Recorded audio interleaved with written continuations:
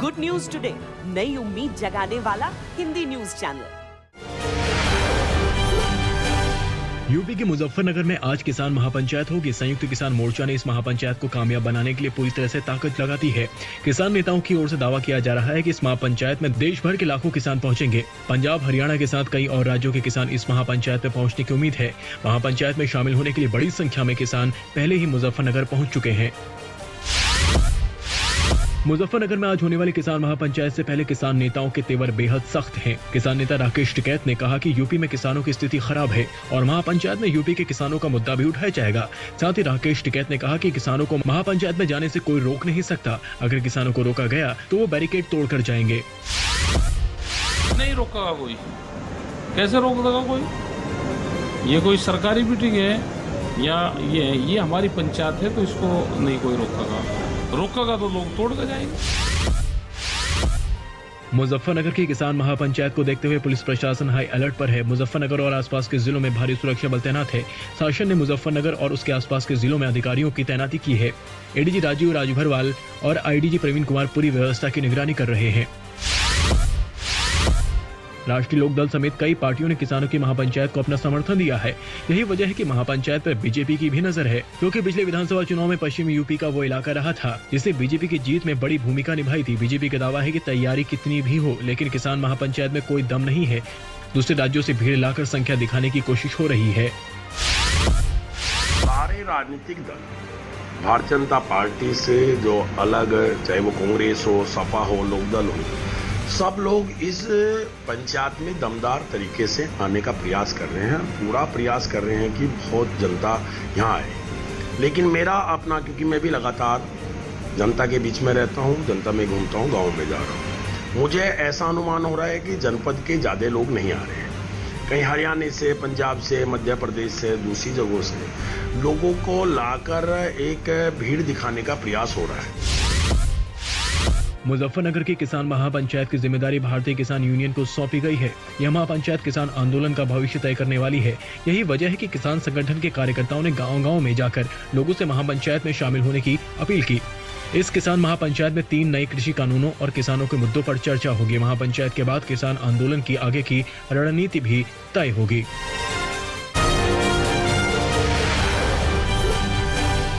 पश्चिम बंगाल में विधानसभा उपचुनाव की तारीखों के ऐलान के बाद बीजेपी को झटका लगा है।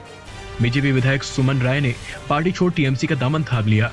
टीएमसी में शामिल होने के बाद सुमन राय ने कहा कि मैं बीजेपी में शामिल हुआ और टिकट लेकर जीत भी हासिल की, लेकिन मेरा दिल टीएमसी में था।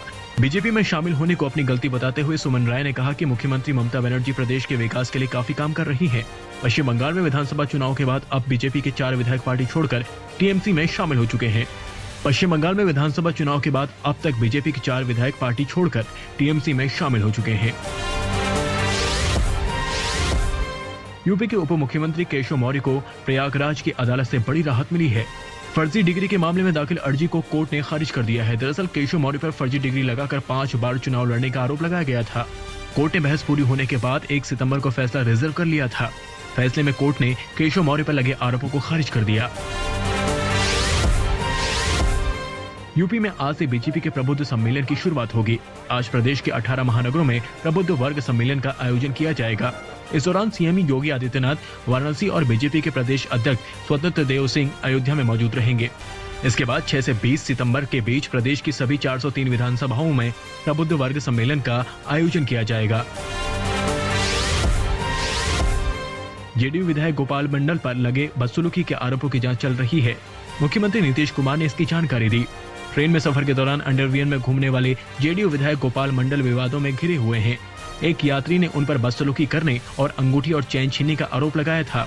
हालांकि विधायक ने इन आरोपों को पूरी तरह से गलत बताया है। दिल्ली में गृहमंत्री अमित शाह, असम के मुख्यमंत्री डॉक्टर हेमंत बिस्वा शर्मा और कार्बी संगठनों के प्रतिनिधियों की मौजूदगी में त्रिपक्षीय कार्बी शांति समझौते पर हस्ताक्षर किए गए। समझौते के बाद अमित शाह ने कहा कि असम में कार्बी आंगलूंग समझौता हुआ है। ये एक ऐतिहासिक समझौता है। मोदी सरकार दशकों पुराने संकट को हल करने और असम की क्षेत्रीय अखंडता सुनिश्चित करने के लिए प्रतिबद्ध है। कांग्रेस नेता राहुल गांधी ने एक बार फिर केंद्र सरकार पर हमला बोला है। राहुल गांधी ने अपने ट्वीट में जेईई मेंस की परीक्षाओं में गड़बड़ी का जिक्र किया। राहुल ने लिखा कि इस तरह की प्रतियोगी परीक्षाओं में बैठने वाले छात्र कई कठिनाइयों से जूझते हुए तैयारी करते हैं। हम राष्ट्र के रूप में उनकी निष्पक्ष परीक्षा लेते हैं, लेकिन भारत सरकार इस मुद्दे को बेहतर तरीके से छिपाने की कोशिश कर रही है। दरअसल सीबीआई जेईई मेंस की परीक्षा में गड़बड़ी के आरोपों की जांच कर रही है। शुक्रवार को इस केस में कई जगहों पर छापेमारी भी हुई थी।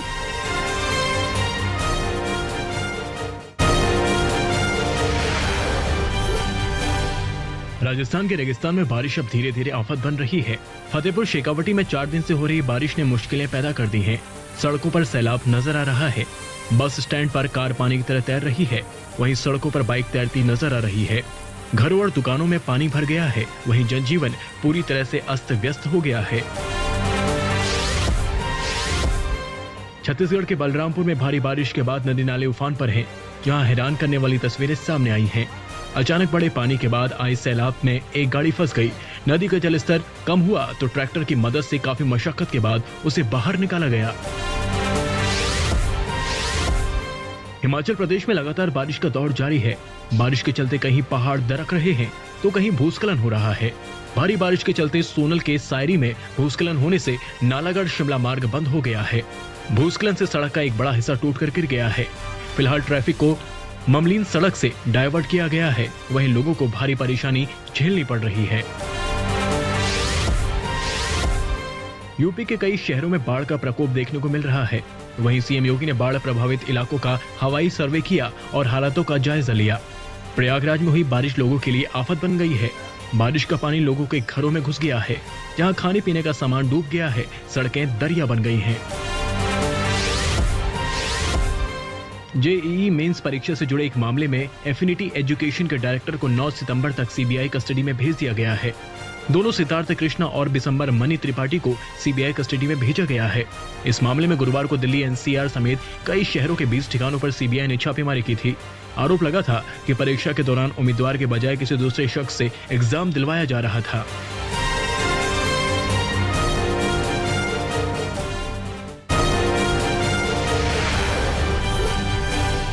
तालिबान की सरकार के गठन से पहले आईएसआई चीफ जनरल फैज खादिम काबुल पहुंचे, जहां वो तालिबान के नेताओं के साथ मुलाकात कर रहे हैं। खबरों की माने तो पंजशीर में तालिबान की मदद पाकिस्तान कर रहा है, क्योंकि तालिबान के पंजशीर जीतने के ऐलान के बाद एक बार फिर पंजशीर ने साफ कर दिया कि वहां तालिबान का कब्जा नहीं हुआ। वहीं पंजशीर ने आईएसआई चीफ के काबुल में मौजूदगी पर भी सवाल खड़े किए। अफगानिस्तान में लगातार तालिबान सरकार के गठन की तारीख टलती जा रही है। हक्कानी नेटवर्क और तालिबान के बीच कुर्सी की रस्साकशी इतनी बढ़ गई है कि पाकिस्तान ने इस मामले को सुलझाने के लिए अपने खुफिया एजेंसी आईएसआई के chief lieutenant general Faiz Hamid को काबुल भेजा है। दावा किया जा रहा है कि हक्कानी नेटवर्क के नेता अनस हक्कानी और खलील हक्कानी की तालिबान के नेता मुल्ला बरादर और मुल्ला याकूब के साथ झड़प भी हुई है। हक्कानी नेटवर्क सरकार में बड़ी हिस्सेदारी और रक्षा मंत्री का पद मांग रहा है, जबकि तालिबान इतना कुछ देने को तैयार नहीं।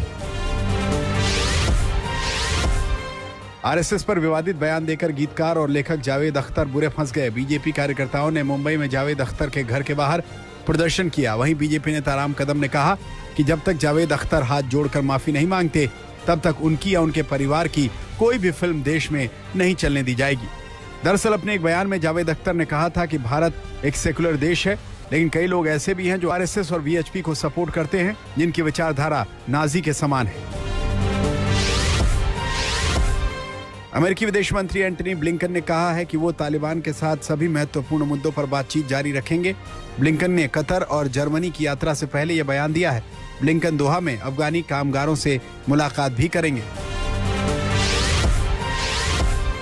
तालिबानी लड़ाकों ने एक वीडियो जारी कर अपनी ताकत दिखाई है। इस वीडियो में यह दावा किया जा रहा है कि तालिबानी लड़ाकों ने पंजशीर घाटी पर कब्जा कर लिया है। इस वीडियो में गोलबहार गांव के पास पहाड़ों पर तालिबानी झंडे लहराते दिख रहे हैं। हालांकि पंजशीर पर कब्जे की खबर को तालिबान विरोधी नेता अमरुल्लाह सालेह ने सिरे से खारिज कर दिया। अफगानिस्तान पर तालिबानी कब्जे को लेकर एक बार फिर रूसी राष्ट्रपति ने बयान दिया है। व्लादिमीर पुतिन ने कहा है कि तालिबान अफगानिस्तान पर पूरी तरह नियंत्रण कर चुका है, इसीलिए जो वादे उसने अफगानिस्तान से किए हैं उस पर कितनी पहल हो रही है, दुनिया को उन वादों पर नजर रखनी चाहिए। अफगानिस्तान में नई तालिबान सरकार को लेकर असमंजस बना हुआ है। यहाँ के लोग सरकार के गठन में हो रही देरी को लेकर चिंता में हैं। देश पर तालिबान के कब्जे के बाद बड़े स्तर पर महंगाई बढ़ गई है। और लोग बेरोजगार हो गए हैं। इसीलिए वो जल्द से जल्द नई सरकार की उम्मीद कर रहे हैं ताकि उनकी जिंदगी पटरी पर लौट सके। तालिबान में सत्ता परिवर्तन के बाद एक बार फिर से राजधानी काबुल की मस्जिदों में नमाजियों की भीड़ जुटने लगी है। शुक्रवार को सैकड़ों की संख्या में लोग जुमे की नमाज अदा करने के लिए मस्जिदों में जमा हुए। अमेरिकी सैनिकों की वापसी के बाद पहली बार इतनी बड़ी संख्या में लोग नमाज के लिए जमा हुए।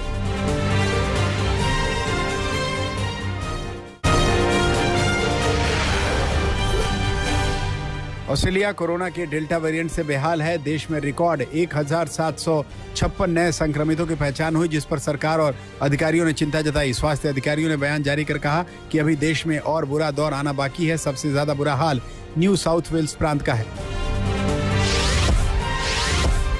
पेरू के प्यूरा इलाके में एक बस्ती में भीषण आग लग गई। इसकी चपेट में आकर करीब 35 घर जलकर खाक हो गए। गनीमत ये रही कि इस भयानक आग में कोई हताहत नहीं हुआ। घटना की जानकारी होते ही दमकल विभाग की गाड़ियां मौके पर पहुंची, लेकिन तब तक कई घर जलकर नष्ट हो चुके थे। पेरू में फिर से छात्र कक्षाओं में लौट सके, इसको लेकर तैयारियां तेज कर दी गई हैं। अब बड़े स्तर पर शिक्षकों को टीकाकरण अभियान से जोड़ा जा रहा है। टीचर्स को वैक्सीनेट करके सरकार जल्द से जल्द स्कूलों को खोलना चाहती है। इसके अलावा स्कूलों के इंफ्रास्ट्रक्चर पर भी बदलाव किया गया है। चिली में अशांत मापुचे में एक बार फिर स्थानीय लोगों ने क्षेत्र के औद्योगिक कार्यों का विरोध किया। इस बार नाराज लोगों ने उन मशीनों को आग के हवाले कर दिया जिनकी मदद से वहां उद्योग लगाए जा रहे हैं। मापुचे क्षेत्र लंबे समय से चिली सरकार और स्थानीय लोगों के बीच विवाद का विषय बना हुआ है। इटली के रोम में वेनिस फिल्म फेस्टिवल की रौनक चरम पर है। यहाँ दुनिया भर के फिल्मी सितारों का जमावड़ा लगा हुआ है।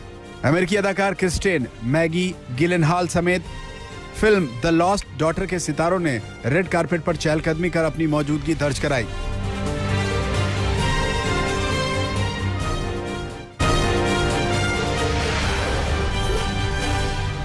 पैरालंपिक में भारत की झोली में मेडलों की बरसात हो गई। नोएडा के डीएम सुहास एलवाई ने सिल्वर मेडल जीता।